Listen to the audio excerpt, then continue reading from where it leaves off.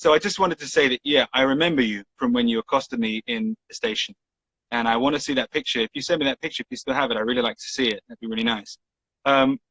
During that period where I'd stopped making music, and you were listening to Listen Slow, because that came out on the compilation, didn't it? The B-sides thing. Yeah. So that was like technically the most recent Reuben song, wasn't it? Yeah. Would have been the year afterwards if it was 10 years ago.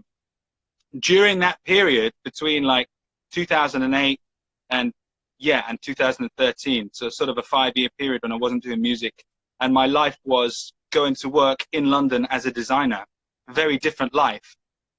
Every now and then, and London is a good place for it because it's in the south and there's lots of people, someone would catch me in my civilian life, just going to work in a design office or on the tube in London.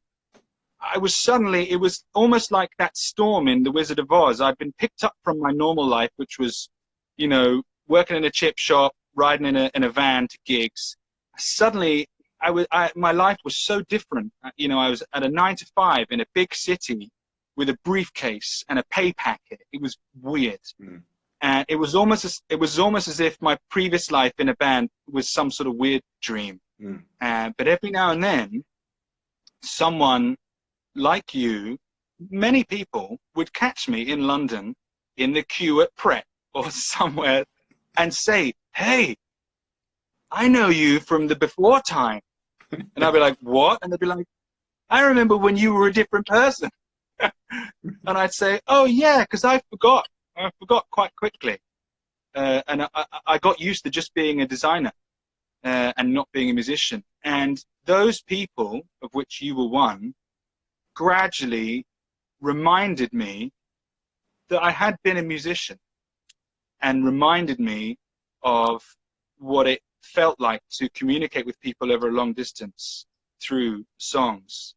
And it was because of that, you know, it's because of you that I started writing and then recorded Muscle Memory. I got to say, it probably wouldn't have happened if not for those handful of people that did say hello to me just out and about in London, mainly in London. So thanks for that, you know, or it's your fault depending on how you want to phrase it. But what I would have said to myself, I would have said, guess what? You're going to be a solo artist. I never thought I was. I always thought my career path would go band for a while, band breaks up, do something else. Yeah. I never thought I would be a solo artist, solo musician who released solo records. That was not on my radar, was not part of my game plan at any point. Even in my biggest arguments with the band, where I'd say, "I'm saving that one for my solo record if you don't like it." It was only ever a joke. I never thought I'd do a solo record. So to tell myself in 2010 when we met, "Oh, hey, guess what? You're going to have a long, prolific career as a solo artist, and you're going to work with great labels and great musicians under your own steam, and that's going to feel like a new normal." I wouldn't have believed it. I wouldn't have believed it.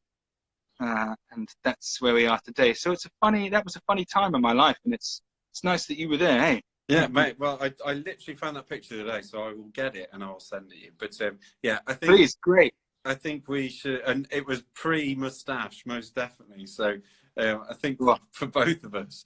But yeah, man, right. I think we should probably wrap it up now. But thank you so much. Let's wrap it up.